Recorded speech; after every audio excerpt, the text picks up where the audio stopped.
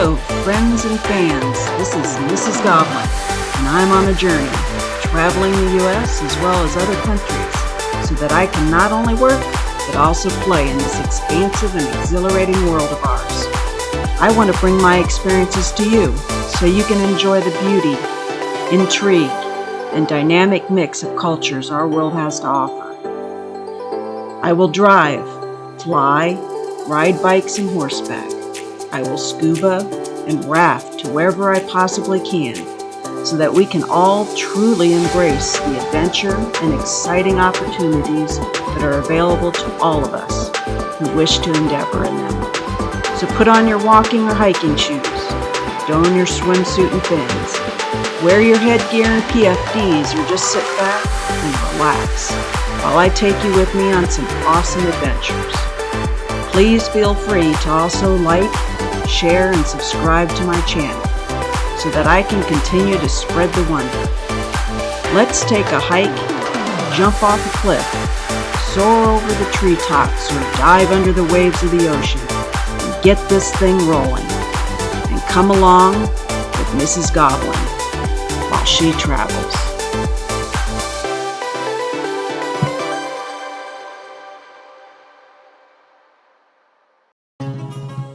Old Alabama Town is currently located in downtown Montgomery, Alabama.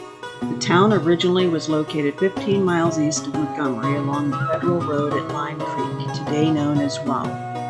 The town buildings are now museums, revealing the life of those living in the 1800s. Lucas Tavern is the first stop for visitors. Here you are greeted by the guides and offered tickets to view the town either alone or with a guide. Circa 1818, Lucas Tavern had a very important role in the settlement of Alabama. The tavern is the oldest building on the tour and was owned and run by Walter and Eliza Lucas from 1820 to 1842. Taverns like this were located about every 15 miles along the Federal Road, offering food, drink, shelter, and information for settlers, many of whom came with intentions of growing cotton.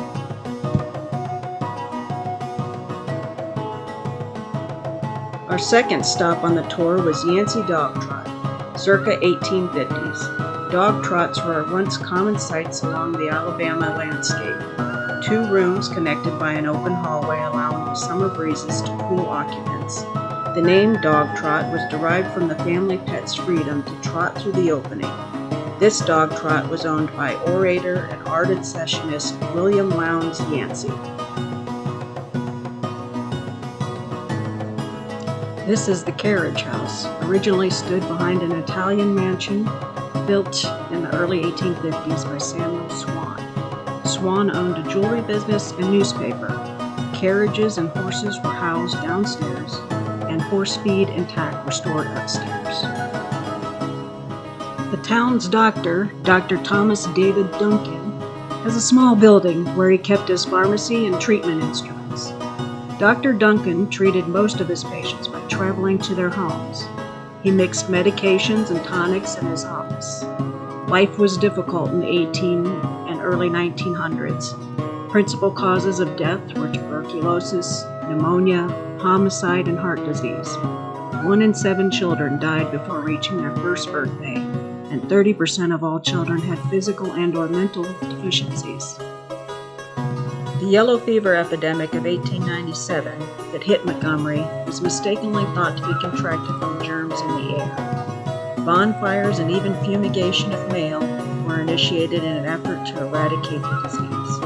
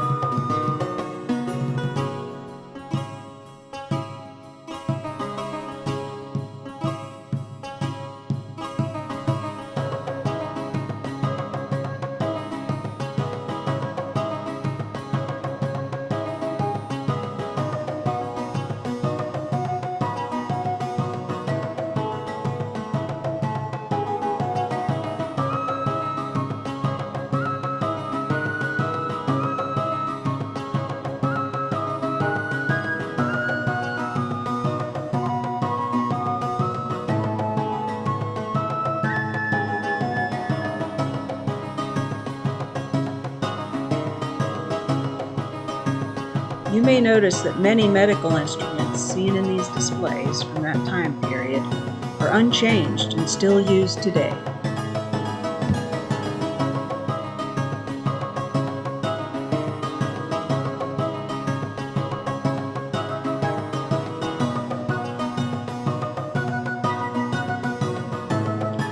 The shotgun house was built circa 1880. Haitian immigrants introduced this style of house to the U.S. around the end of the 19th century. The name shotgun was derived from the concept that if someone fired a shotgun through the front door, the shell would pass through every room in the home and out the back without hitting a wall. Rooms could easily be added to the back of these homes as families grew, with rooms being added behind one another. This home, owned by Grant and Vinnie Fitzpatrick. Vinnie was a washwoman, and the main artifacts in the house represent the work she performed for the town. Newspapers on the wall helped keep cold air out in the winter.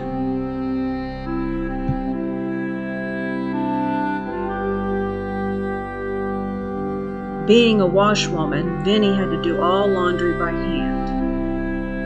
Manually, she would wash the clothes against the board seen at the back of the room, and ironing was done with the 3 irons seen on this stovetop.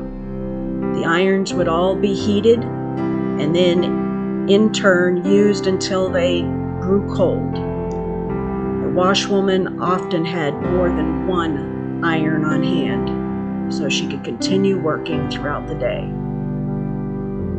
The pole barn constructed of poles and vertical logs or planks, one of the first structures built by pioneers to provide shelter for animals, tools, and crops. This pole barn served as a passageway to the pioneer log cabin seen here. The log cabin, circa 1820s, was a single-room home with a loft of chill quarters.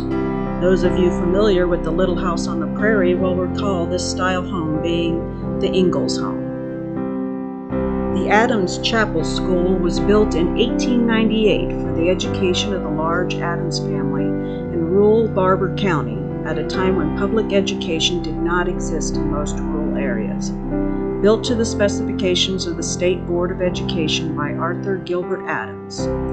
Average teachers' pay was $18 to $25 a month. Teachers had to pass a test by the local school board, as at that time a college degree was not required. Typically, the school year was 62 to 69 days to be scheduled around farming seasons. Grades 1 through 7 were offered, as this was the furthest most students went in rural areas. The old Alabama Town Church was built in circa 1885. In early 1800s, whites and blacks worshiped together, but in the early 1880s, the African Americans requested separation to organize their own church, which was known as the First Presbyterian Church. This church served its congregation until 1960s, when the Interstate 85 bridge was built over its land. This grocery was built in 1892 and first known as Daniel O'Leary's Grocery and Saloon. In 1942, it was purchased by Alexander Cassimus and run solely as a grocery store. The grocery was a place to not only purchase groceries, but meet with fellow townfolk and friends during the day. Cassimus often ran the store 24 hours, keeping his home just located behind the grocery here in this back room. So then that way, if any residents needed access throughout the entire night, he was available to let them in.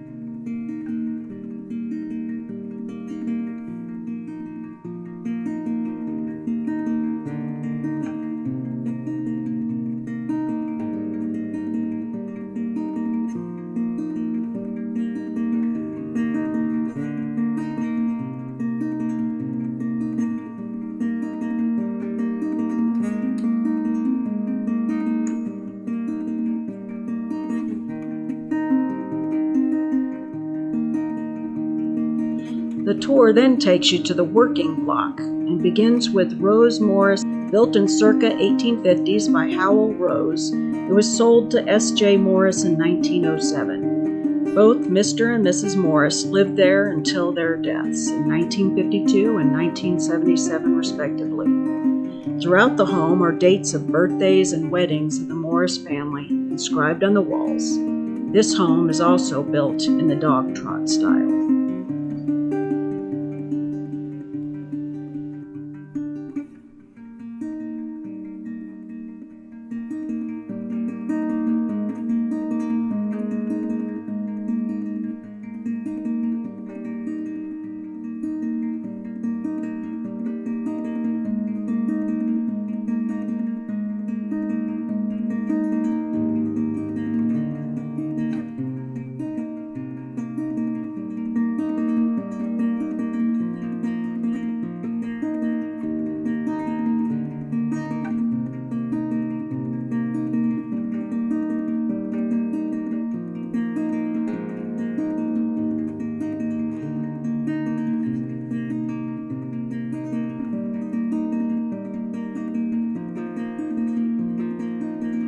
The blacksmith shop was owned by the Boatwrights. Two brothers worked in the shop, with one providing maintenance to the town carriages.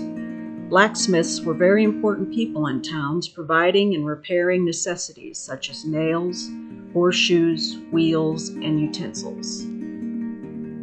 The Moulton Outbuilding was built circa 1850s. These outbuildings were most often used for slave quarters or kitchens. In 1881, the Association for Aiding Working Women and the Helpless purchased this building to provide quarters to widows, working women, and orphans. Some women were able to provide services such as dressmaking. The Oliver Cotton Gin housed the Cotton Gin and was built circa 1890s and first operated by Chapel Gray Sr. and then his son until 1942. The purpose of the cotton gin was to separate the seeds from the fiber, which was a tedious chore performed by hand prior to the creation of the cotton gin.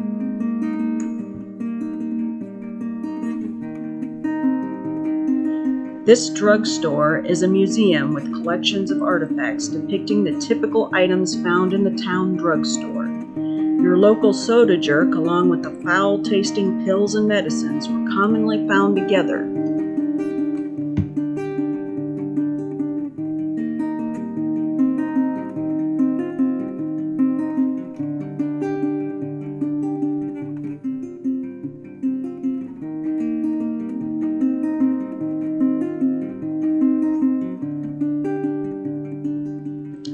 The print shop, built circa 1900s, exhibits the equipment and other tools necessary for the printing of newspapers, pamphlets, notices, and other items meant to keep the public informed. The equipment includes a Mergenhaler linotype, the Babcock newspaper press, the Kelsey hand press, and the C&P press.